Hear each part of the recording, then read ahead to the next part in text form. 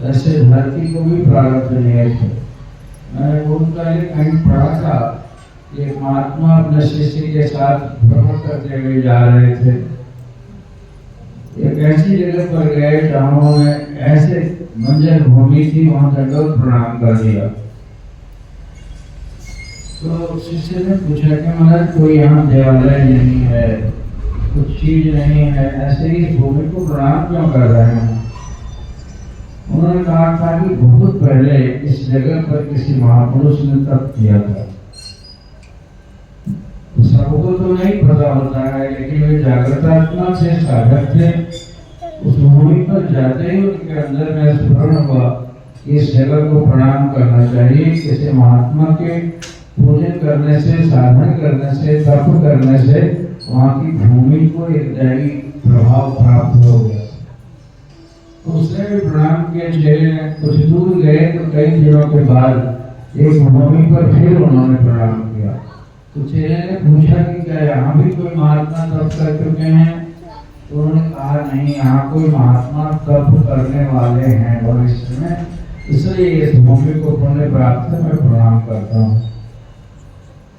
तो बताओ कैसी दिव्यता की बात है। महापुरुष जहाँ चरण धरते हैं, जहाँ तप करते हैं, या जैसे भी घूमते फिरते जहाँ चले जाते हैं, उस धरती को वैसा दैवत्व प्राप्त हो जाता है। श्री रामकृष्ण परमहंस एक बार चैतन्य देव की जन्मभूमि पर प्रणाम करने के लिए जा रहे थे। तो नदिया में बैठे, तो नदिया गांव है, नदिया डिस्ट्रिक्ट जहाँ है, चैतन्य देव का जन्म हुआ था। तो रामकृष्ण देव एक नदी में, ऐसे नदी में, गंगा जी में अपने कई शिष्यों के साथ सफर करते हुए जा रहे थे। तो एक जगह पर नदी की धारा में ऐसी जगह प्राप्त हुई कि वहाँ जाते ही उनको वो एक्सटैटिक स्थिति में प्राप्त होकर समाधिस्थ हो गए। तब ये हैरान हुए चेले लोग कि उनको उद्दीपन होता था कभी देवता का या किसी जगह का, तो वे स्वाभाविक अपने अंदर मुख होकर समाधि लग जाती थी उनको। तो उस जगह पर प्रणाम ऐसे धारा से गुजरते हुए उनको समाधि लग गई। तो चेले हैरान हुए। कितने देर के बाद में वो जागृत हुए। तो उन्होंने शिष्यों ने पूछा कि महाराज वहाँ धारा के बीच में आपको क्यों महाभाव आ गया? तो उन्होंने कहा कि कोई वहाँ दैवी प्रभाव था, इसलिए मुझे ऐसा हुआ। और वहाँ जब गए नदिया में जहाँ उनका घर था, उस घर को वहाँ गए तो उनको कोई महाभाव नहीं आया, साधारण से देख के लौट गए। तो रामकृष्ण देव ने कारण बताया कि वहाँ लगता है कि चैतन्य देव का जन्म उसी धारा में वहीं पर हुआ था, इसलिए मुझे महाभाव आया। और नदी से धारा करते करते जहाँ आज घर बना गया है, वो प्रतीकात्मा है, वहाँ मुझे भाव नहीं आया। इसका मतलब कि उनका असली जन्म स्थान वो नहीं है, वो धारा के बीच में है, जो नदी से करते करते वहाँ हो गया था। तो ऐसा होता है। अब उसको महापुरुष जो जागृत आत्मा है, जो उच्च साधन संपन्न है, उनको उस जगह पे आएगा, साधारण प्रति उसको पता नहीं चलेगा। तो इस गांव में मैं तो उधर से आया था, रोहतास से, जहाँ इतने चोर डाकू थे कि शाम को सूर्यास्त होते होते लोग घरों में छिप जाते थे। वहाँ किस गाँव में डकैती हो जाएगी, किस गाँव में क्या होगा। और मैं ऐसे ही घूमता हुआ था, गुरुदेव की प्रेरणा से सन 80 में मैं यहाँ आया था। तो आने के बाद में इस गांव में मैं ठहरा तो देखा इतने लोग सत्संग के नाम पर के गांव में साधु आए हुए हैं, इतने लोग जुटे कि मैं तो हैरान हुआ कि कितना जागृत भूमि है। इनको सत्संग के प्रति और संत के प्रति इतनी रुचि है कि बिना जान पहचाने अनगढ़े ढंग से घूमते घूमते आ गए थे, जो मैं पर मेरा परिचय नहीं था। और इस जगह पर इतने लोग उपस्थित हुए कि मैं हैरान हुआ। 10 बजे रात को लोग लाठी लेके मील 2 मील चले जाते थे और वे आते थे सत्संग में। तो जब भी सत्संग होता था तो शाम से 7 बजे से जुटते 12 बज जाता था। उस समय इतनी भीड़ देख के मैं हैरानी होती थी कि सत्संग के नाम पर इतना बड़ा ये जगह है कि ये लोग साधु को देख के इतने लोग आ जाते हैं। तो मैं कई बार आता यहाँ जाता था और समस्या वैसे बढ़ती गई। पूज्य ये वहाँ उपराग के महात्मा जन जगह जगह घूमते थे, जगह जगह गाँवों में सत्संग की गोष्ठी होती, सत्संग का मंदिर था।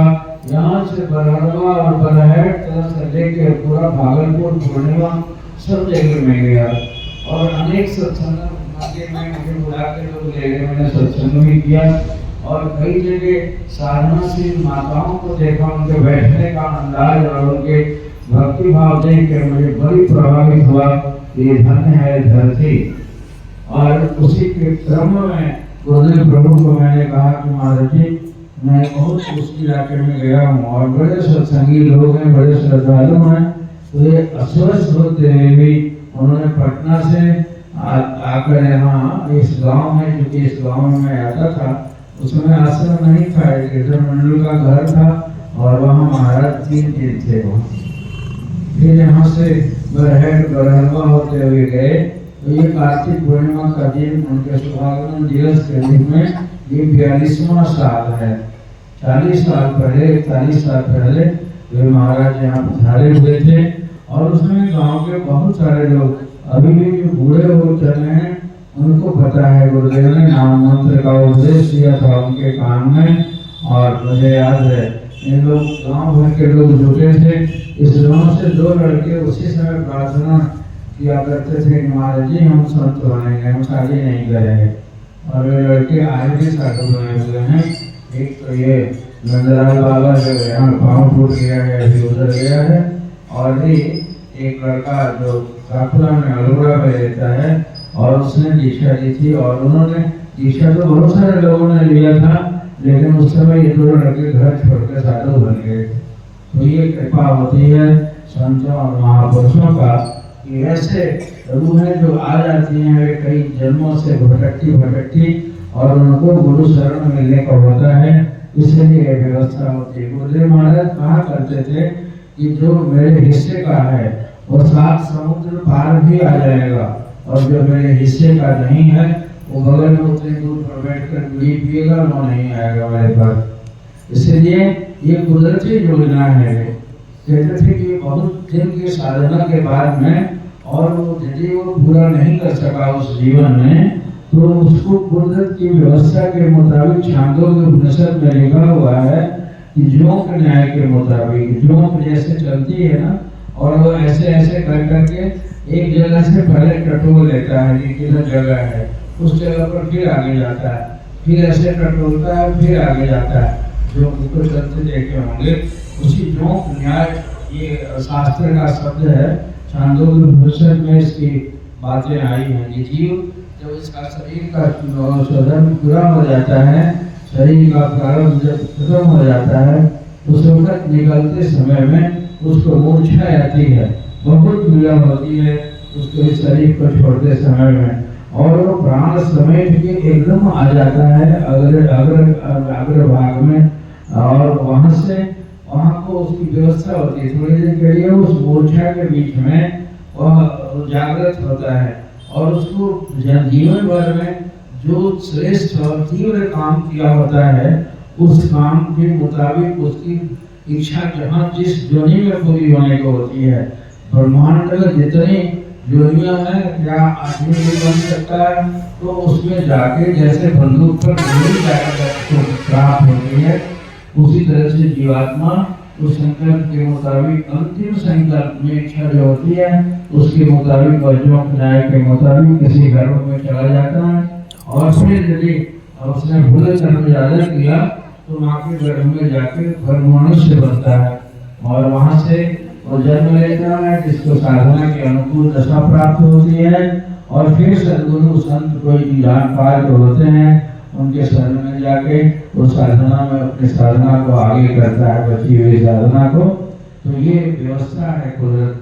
ब्रह्मांड में जाके वो संतों के घर में जो भक्त होते हैं उनके घर में जन्म ले लेता है, ताकि वहाँ साधना की अनुकूलता प्राप्त होती है, ये व्यवस्था होती है। तो यहाँ महापुरुषों का आ जाना यूं ही खास नहीं होता, उनका उद्देश्य होता है जो उनकी रूह अनेक जन्मों से जन्म लेती है, उनकी व्यवस्था को साधन दीक्षा देके उनको आगे बढ़ाने के लिए जन्म लेते हैं।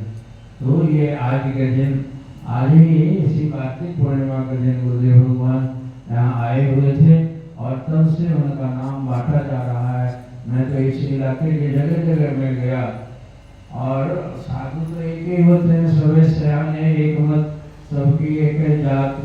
जो महापुरुष ये उपदेश दे गए हैं इलाके में, उस भूमि की जागृति होती है। तो जो कोई संत भी आ जाते हैं तो आके अपने उपदेश को देके उस रूह को आगे बढ़ाने का काम करते हैं। तो ये पहले से ही जगी हुई इस क्षेत्र को मैं तो बधाई देता था। मैं उस इलाके में जाता था तो कहता था कि रात में 11 बजे सत्संग छूटता था और लोग सीधे अपने अपने घरों को जाते थे। लेकिन वैसे ही इस प्रक्रिया के मुताबिक महापुरुष यहाँ आते हैं और आए। तो आज हम उन्हीं के शुभागमन के दिवस में यहाँ के जो लोग साक्षी हैं उस दिन को देखे हुए हैं और उनसे नाम दीक्षा लिए हुए। उसमें बहुत सारे तो दिवंगत हो गए, 40 साल तो बहुत होता है, वे चले गए और बाकी लोग साधना में लगे हैं। उनका कार्यक्रम से उस घर में आए थे, बाद में ये आश्रम बना और सालों में संत महात्मा आते हैं, सत्संग और इस प्रकार का समारोह होता है। और बाद में बोलूँगा मैं, अभी बड़ी ही कृपा करके ये गुफाघाट आश्रम से स्वामी देवलाल जी महाराज ये रांची में भी हम दोनों मिला करते हैं और आज मेरे आग्रह पर यहाँ पधारे हैं। पिछले बार भी कई बार आते रहते हैं, बड़ा स्नेह रखते हैं मुझसे, इसलिए ये तो संतों की कृपा है। मैं उनको देखता हूँ वे सत्संग करेंगे तो थोड़ी देर में उनको ही बाद में बगल में बैठे हुए हैं मोनी बाबा जी जो मेरे साथ साथी रहते हैं कि वे सुनाएंगे संतों का उपदेश। गौर करके और ध्यान पूर्वक श्रद्धा भाव पूर्वक सुनो और इस अवसर का लाभ उठाओ।